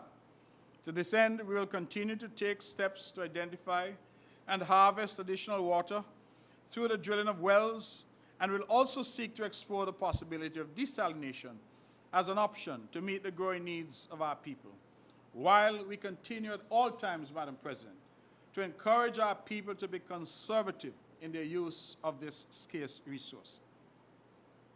Madam President, climate change continues to disrupt the global environment negatively, and the water supply on the island is not immune to its impact. We have seen a change in rainfall patterns, and notwithstanding the recent unusually wet January and February, for which we are grateful, we note the reduction of overall rain quantities. Our aquifers are severely overdrawn as the rate of recharge continues to be significantly reduced. We will continue to monitor and manage these water sources to ensure that there remains an adequate supply to meet daily demand. We have made significant investments in water systems, and I use this opportunity to encourage consumers to pay their bills on time.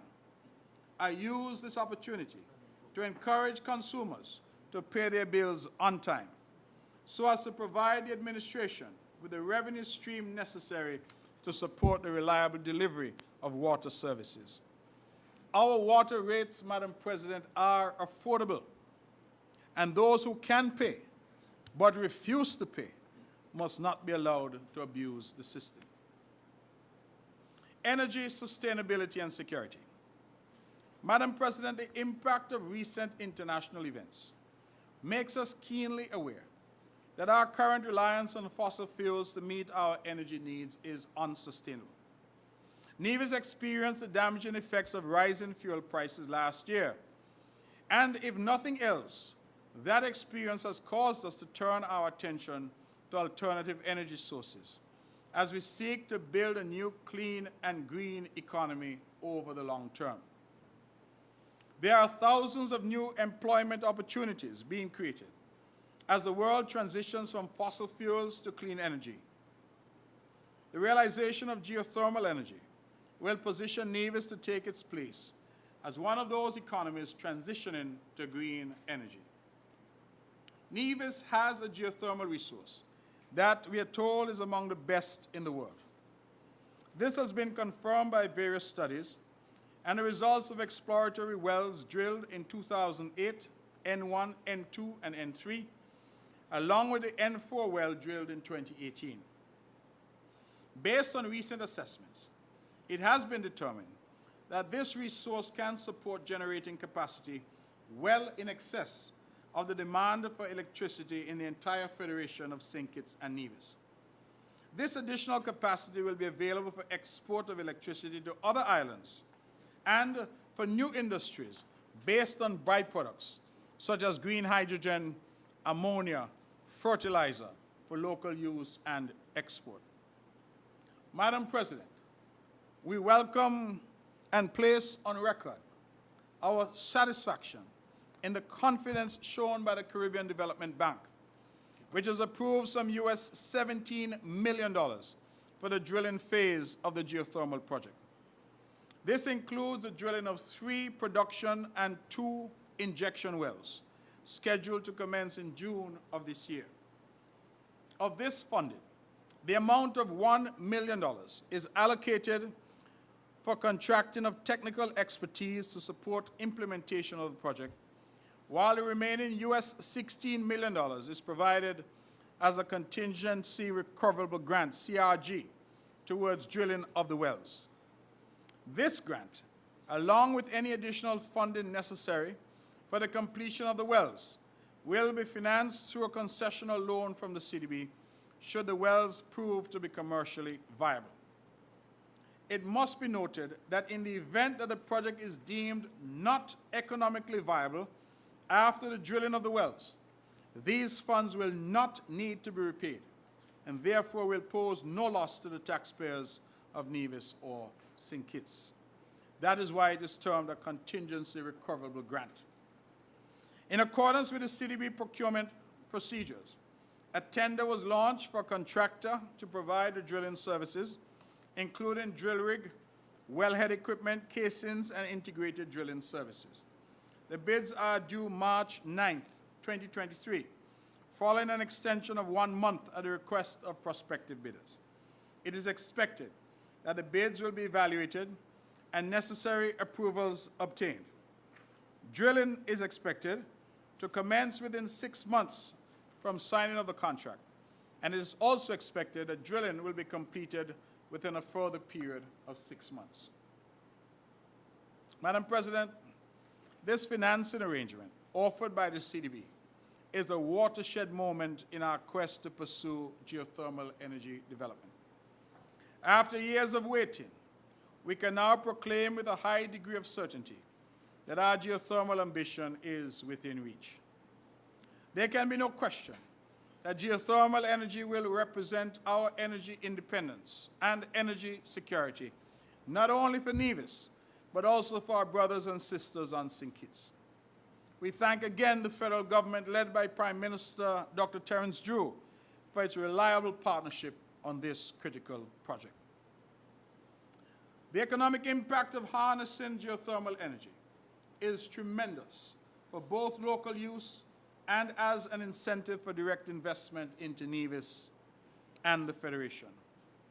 At the proposed purchase price to Nevlec of US 9 cents per kilowatt hour, Nevis promises to have the cheapest and cleanest electricity in the region, paving the way for significant savings for our people.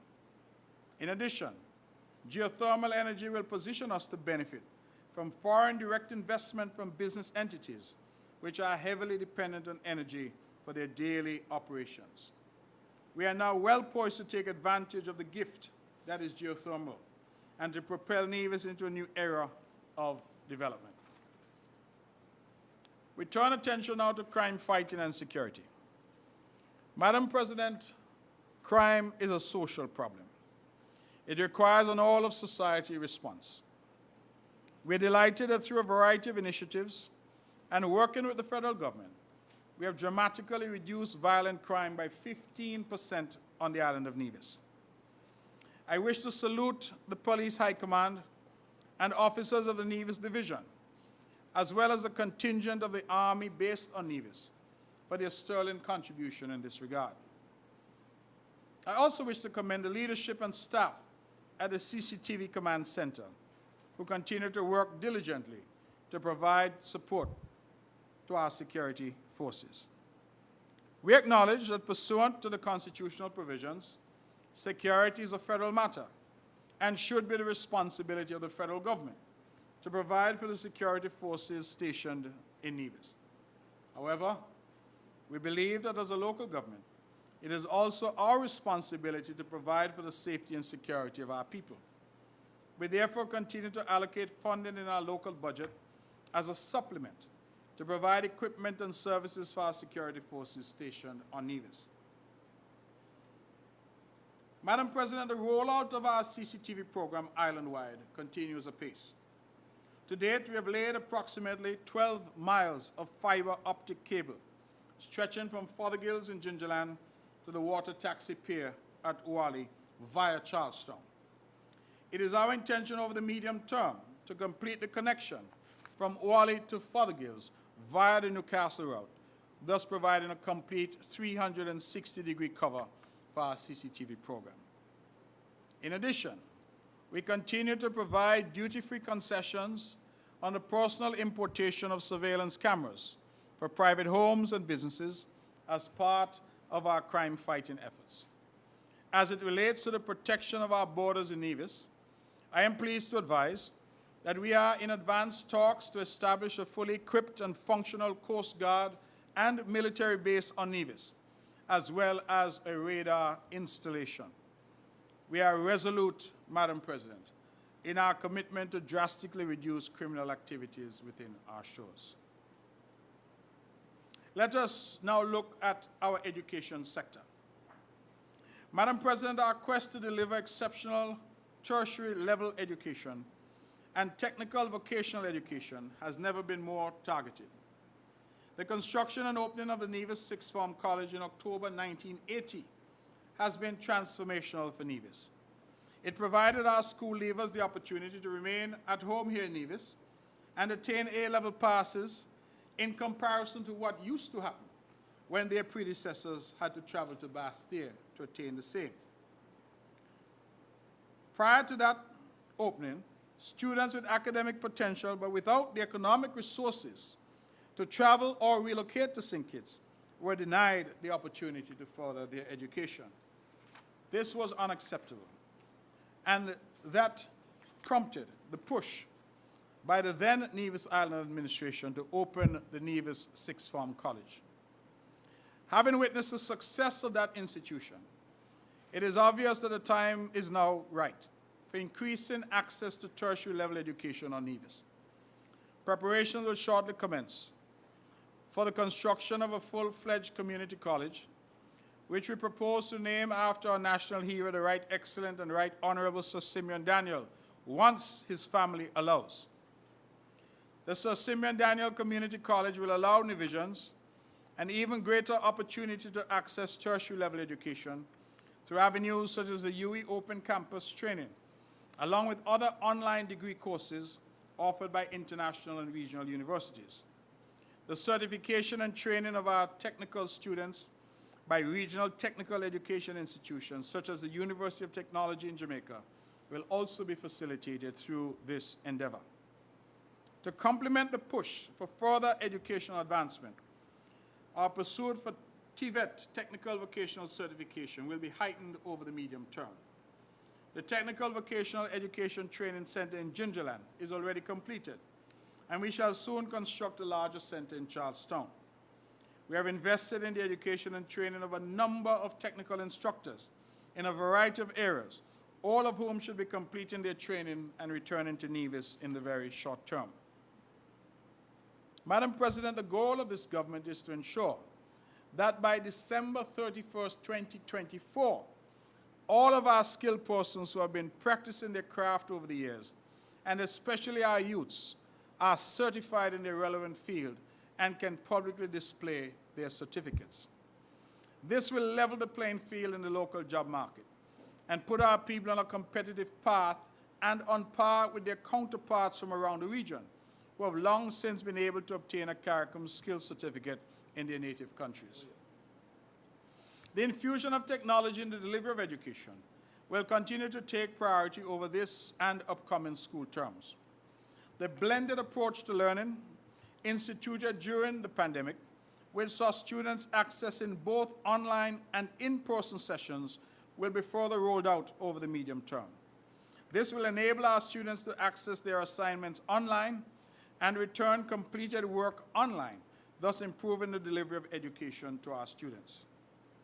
We will continue to partner with allied agencies and interested parties, such as Gulf Insurance, for the sponsoring of our annual Inter-Primary Athletic Championship, and the Winsong Foundation, which has graciously donated 5 school buses, along with some 250 tablets for our students, laptops for our teachers, and musical instruments, including steel pans, for the Nevis Cultural Development Foundation.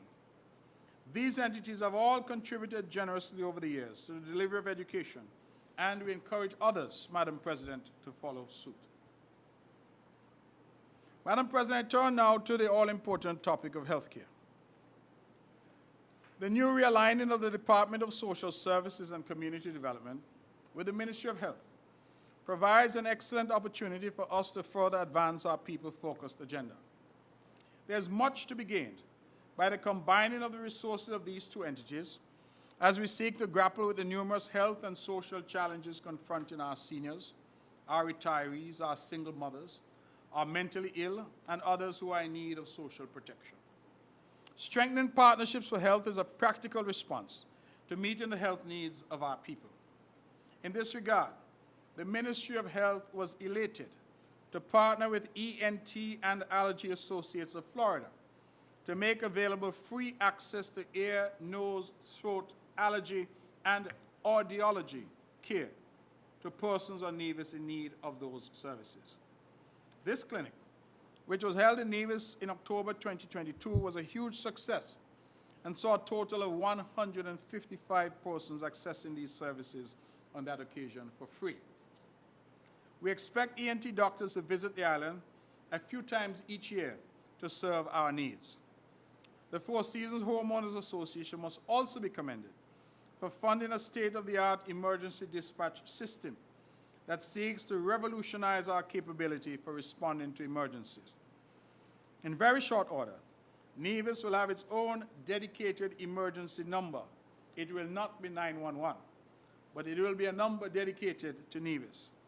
That will see a response directly from the hospital and ambulance dispatch services. And I believe police and fire are also included. Our first responders.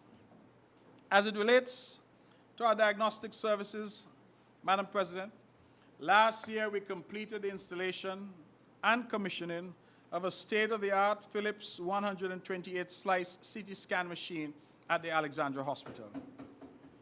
This unit is now fully operational, and our people are already accessing services at this unit.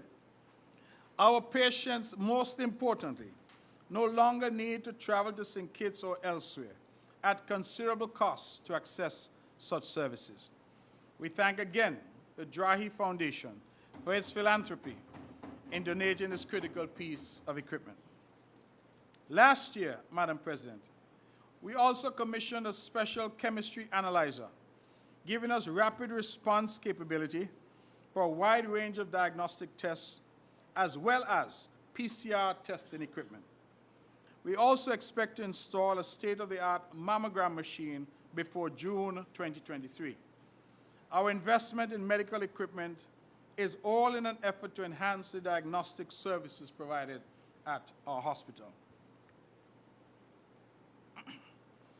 Madam President, I am pleased to report that we have received the internal layout drawings from the consultants contracted to do the interior design layout for the new wing at Alexandra Hospital.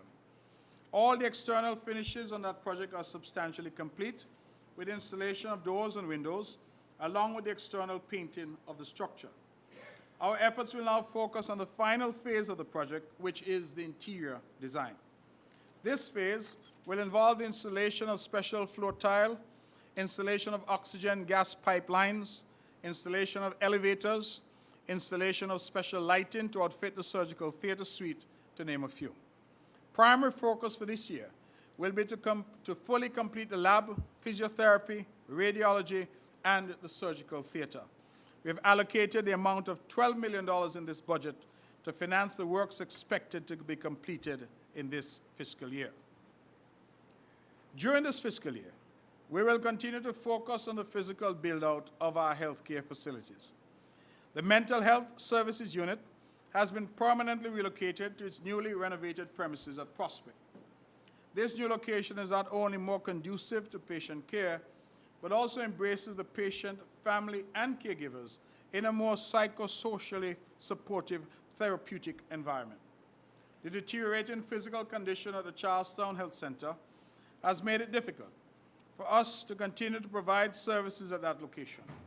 Work will commence shortly on the relocation of the Charlestown Health Center to rented premises, allowing us to complete the plans for the design and reconstruction of a new structure as we seek to modernize our primary care facilities. Madam President, the acute shortage and unequal distribution of qualified health personnel are major constraints in providing universal access to health care for all. Although our complement of doctors and nurses has increased over the past years, with the recruitment of professionals from Cuba and the Philippines, along, of course, with returning nationals who have completed their field of study, shortages still persist.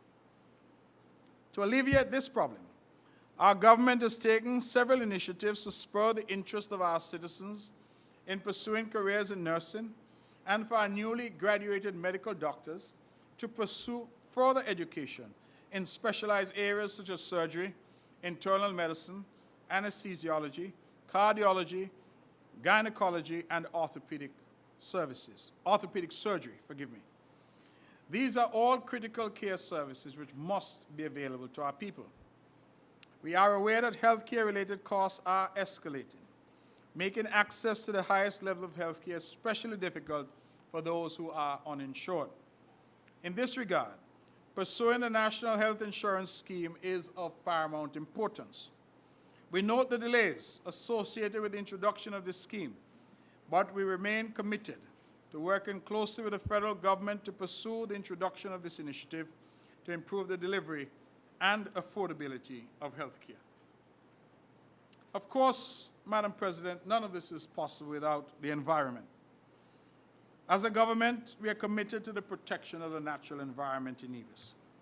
We'll continue our efforts at banning single-use plastics and styrofoam. We stand committed to providing financial incentives to encourage businesses to switch to biodegradable alternatives which are more eco-friendly, and we pledge to work with the water bottling companies to seek to repurpose or reuse their plastic bottles. We must pay special attention to our landfill at low ground. Every effort will be made to institute new waste disposal measures at the landfill, such as the commissioning of a low-emission incinerator. We have already invested in 2 new garbage trucks and additional heavy equipment for use by the authority, and we have mandated the Solid Waste Management Authority to invest in a wood chipper to be placed at the landfill to convert plant materials into plant mulch, which can be resold for agricultural purposes. We note that there is still a persistent issue with derelict vehicles island-wide, even after our successful efforts a few years ago to reduce this stock.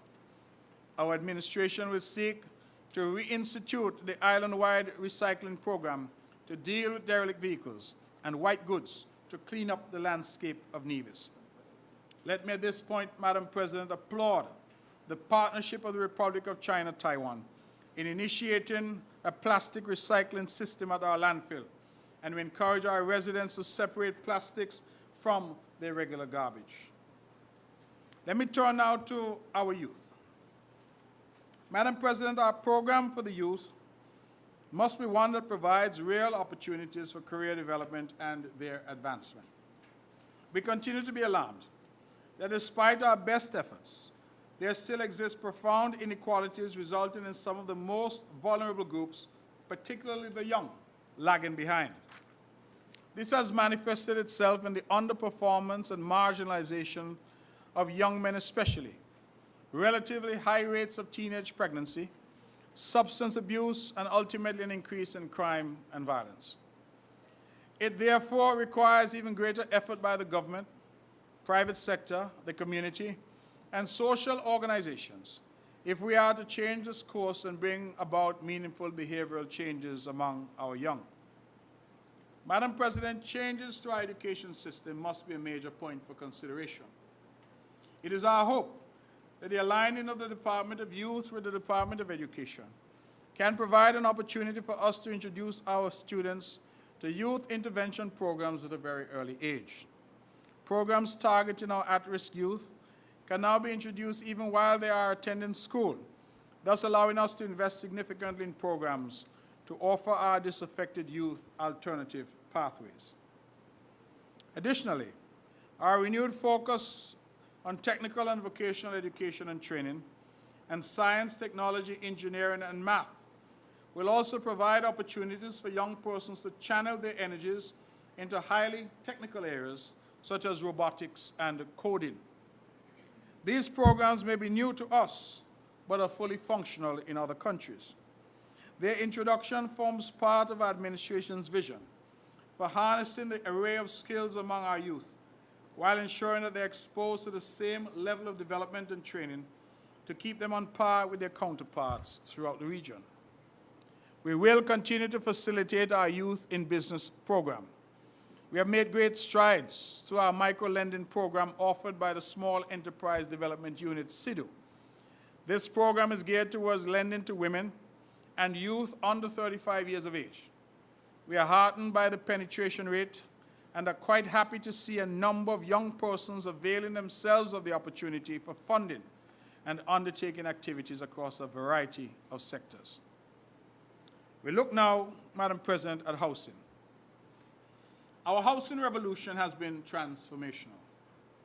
During fiscal year 2022, the Nevis Housing and Land Development Corporation built a total of 22 homes at a cost of $6 million EC, with a further 17 homes currently under construction with an estimated cost to complete of approximately $5.7 million. Additionally, 4 private homes were built at a cost of $850,653.03. These newly constructed homes are located at Maddens, Hamilton, Craddock Road, Prospect, and Garners. Therefore, a total of 260 homes at an estimated cost of $62.9 million have been constructed by the Housing Corporation during the period 2013 to 2022. The housing revolution, so ably initiated and executed by the former minister, the Honorable Alexis Jeffers, will continue into this new fiscal year to meet the continuing demand from citizens to own their own homes.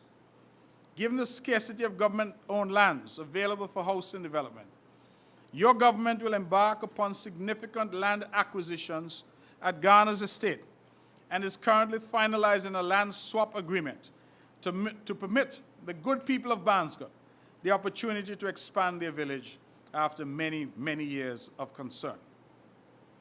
I now, Madam President, look to our fiscal projections for 2023. As it relates to our fiscal measures, we support the view of most economists that increasing taxes above the optimum level will serve as a deterrent to increased economic growth, business expansion, and prosperity.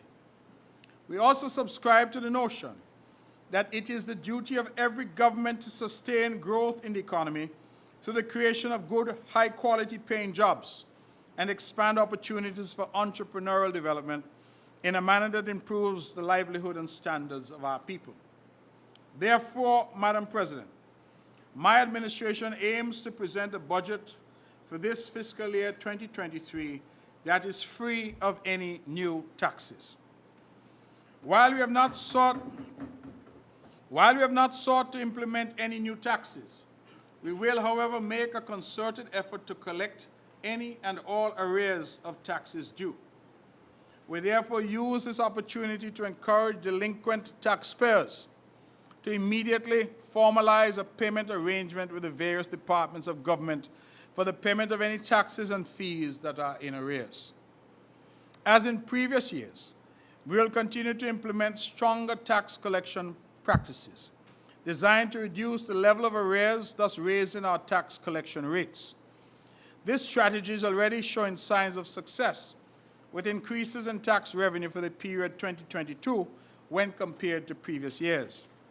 We will also continue to work with the federal government to amend the value-added tax legislation to remove the single filing mechanism, thus allowing for all companies operating in Nevis to file and pay their VAT in Nevis. Moreover, we will seek assistance to amend the relevant sections of the Companies Act, including Section 245, subsections 2 to 5, and also the Income Tax Act, so as to allow all business entities operating in Nevis to register, file, and pay their corporate income taxes in Nevis.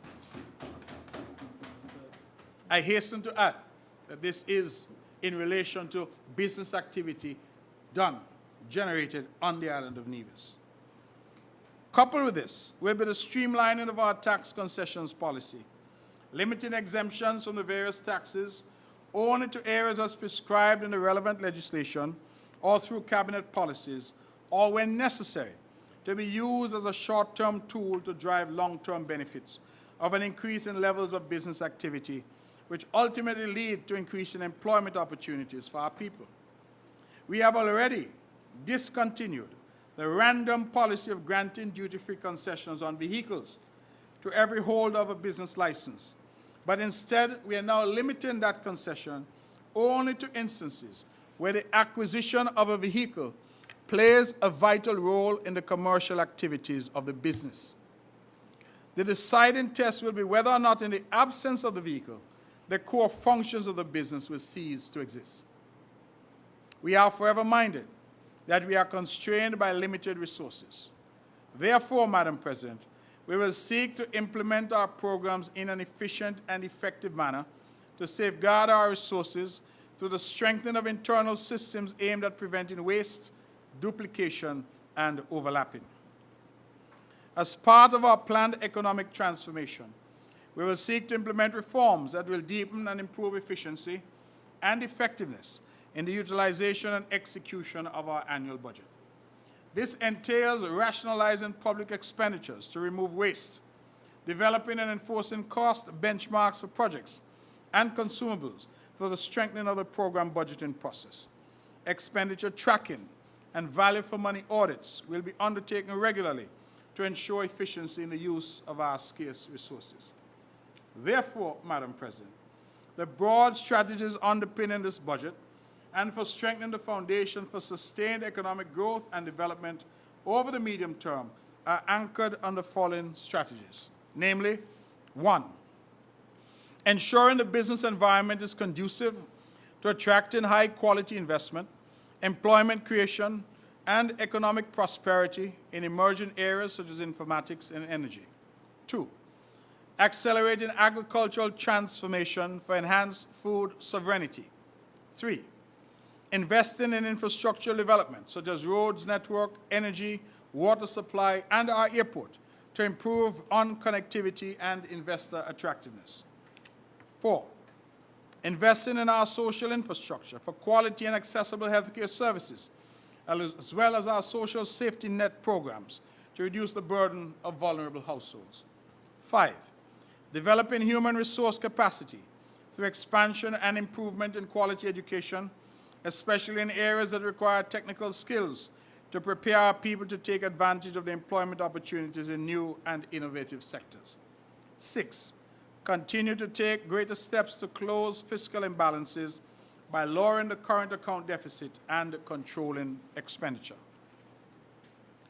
Madam President, the total expenditure budget for the fiscal year 2023 is set at $261.6 million.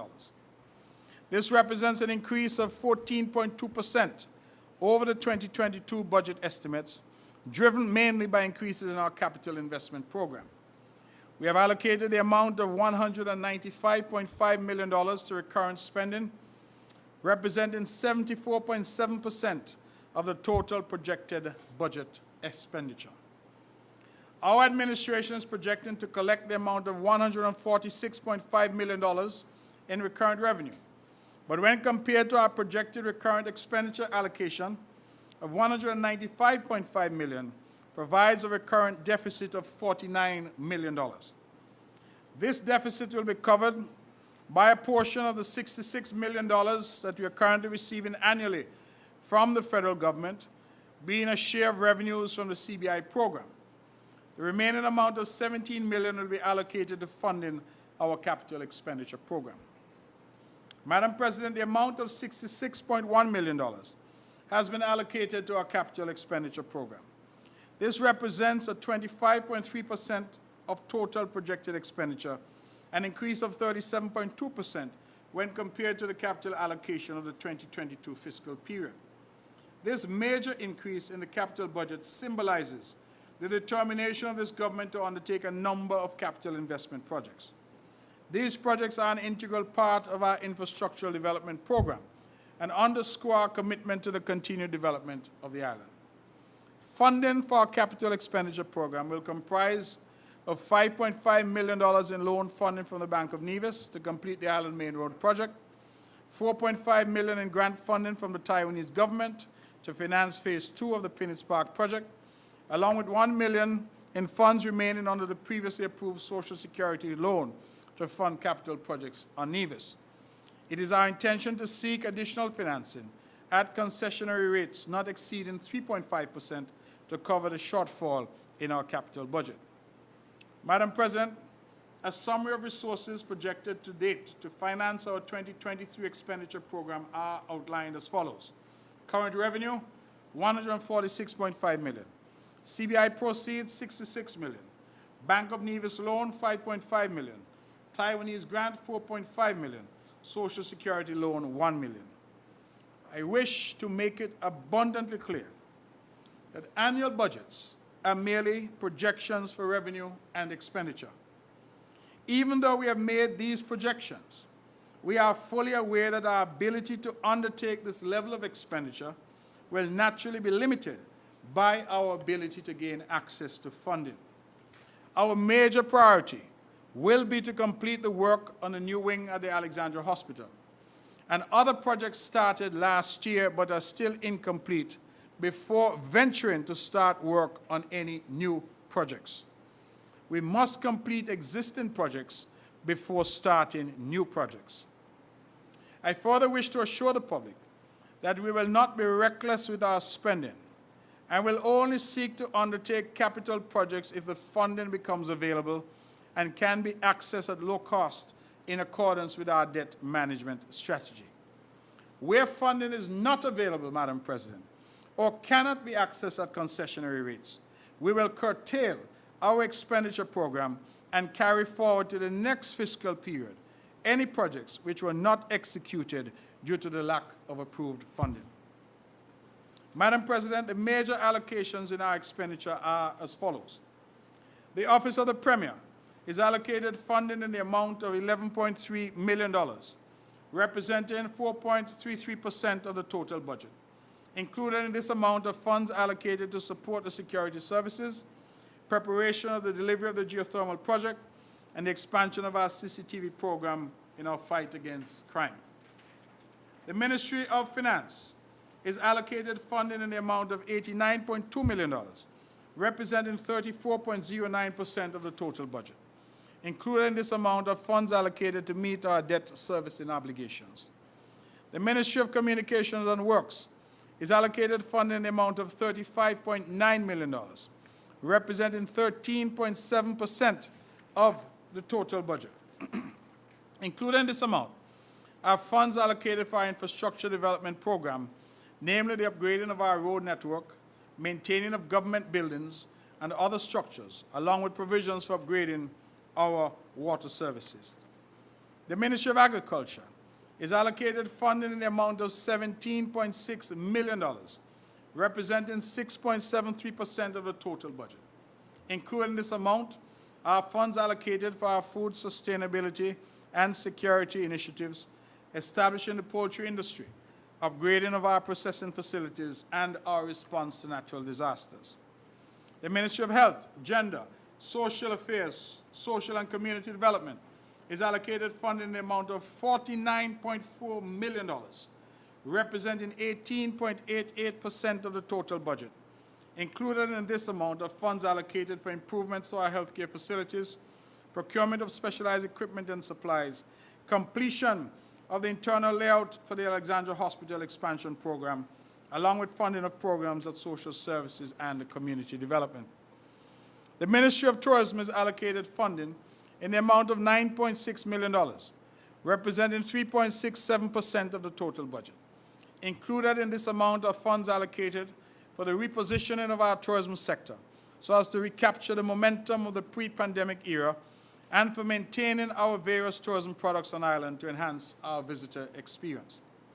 The Ministry of Education, Library Services, Information, Technology, Youth and Sports is allocated funding in the amount of $43.7 million, representing 16.69% of the total budget. Included in this amount of funds allocated for the delivery of quality education to our people, repositioning of the education system by adopting online platforms in support of the virtual classroom, executing work under the CDB TVET enhancement program, general maintenance of our educational facilities, upkeep of our sporting facilities, and funding programs for our youth. Madam President, the challenge for every government operating with limited fiscal space lies in striking a balance between restraining expenditure while at the same time trying to stay course in implementing policies which aid economic recovery through a well-thought-out structural reform agenda. Over the medium term, my administration will seek to address our fiscal situation and better align revenue with expenditure. We will continue to review the operations of government to reduce wastage in all areas and attempt to deliver services to the public in a more efficient manner through our medium-term public sector modernization program. Madam President, I now move to what most people come to hear, the conclusion. In conclusion, while I seek to reflect on the gains we have made over the last financial year, our focus must now turn to how we move forward. I have taken the time to carefully and clearly give an account of our stewardship, while at the same time articulating our plans and programs and giving a clear indication of our projections for this year. These accomplishments were clearly laid out in a user-friendly format so that our people can measure our performance. Our plans to grow the economy through the expansion of the various sectors and to increase fiscal space through fiscal consolidation are crystal clear. We have also outlined our fiscal strategy, our policy on crime, and our program for the youths, to name a few. Madam President, today I will be moderate and declare that the state of the Nevis economy is improving. We have taken the steps to consolidate our expenditure, even in the face of a 5% salary increase at the beginning of this new year. We have put the necessary mechanisms in place to deal with external and homegrown challenges. Enhanced and aggressive collection measures have contributed to increased revenue collection in recent times. Madam President, while we continue to receive some amounts from CBI revenue flows, we remain committed to a lasting mechanism for a fair share of these and other national resources for the people of Nevis. We will therefore redouble our efforts with the federal government in this regard, while simultaneously growing our economy and increasing our revenue base. Despite the numerous challenges, this government has been creative and resolute as we maneuver the affairs of our island. The policies and programs we have formulated and implemented, coupled with our dedication and determination to succeed, will allow us to overcome any obstacle that stands in the path of our journey towards prosperity for our people. We ask the people of Nevis to keep the faith, to continue to support your government, so that we can work together for a better and brighter Nevis for ourselves and our children. We are keenly aware, Madam President, that the next 5 years stretch before us as a canvas that awaits the painting of our legacy. We are deeply indebted to the people of Nevis for the opportunity to lead them in this unique period in our history. We pledge ourselves to delivering on the vision of prosperity based on equitable distribution of resources for the benefit of all Nevisians. We thank you all for the faith and confidence that you have placed in this CCM-led government, and we look forward to the realization of our mutual vision for a better, brighter Nevis. Madam President, I so move.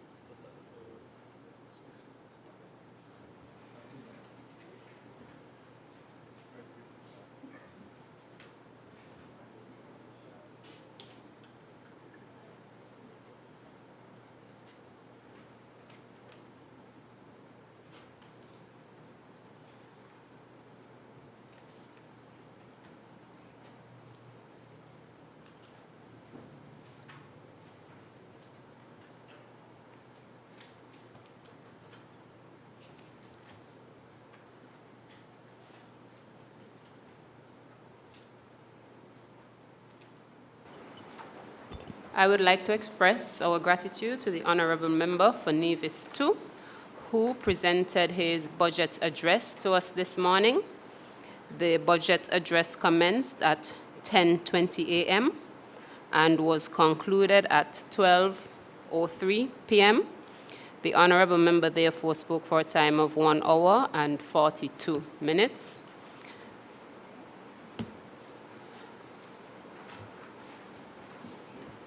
And now, pursuant to Section 40, subsection 5, it states that the time limit, well, let me go back to subsection 3 so that we can follow.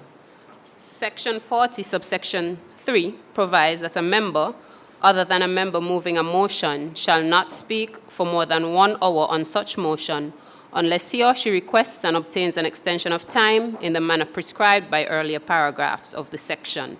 Subsection 4 provides that in a debate on the annual financial statement and budgetary proposals, subject to paragraph 5 hereof, a member shall not speak for more than 90 minutes unless he or she requests and obtains an extension of time in the manner prescribed by paragraphs 1 and 2 after this period has elapsed, and thereupon the speaker shall permit him or her to speak for a further period not exceeding 30 minutes.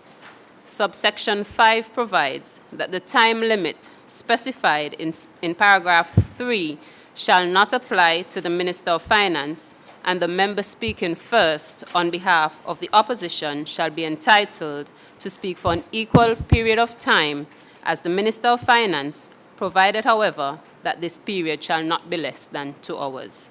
So we ask for the members opposite to be mindful of subsection 5 and the time limit that is available.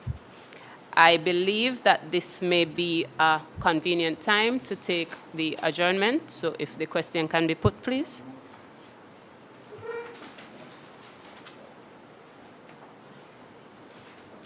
Madam President, I would like to move a motion that this House stands adjourned until 10 o'clock in the forenoon tomorrow.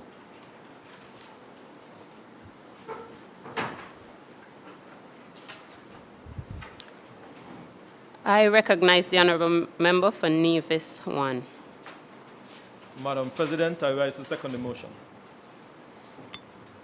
The question, therefore, is that this honourable House be adjourned until tomorrow at 10 a.m. Those in favour? Aye.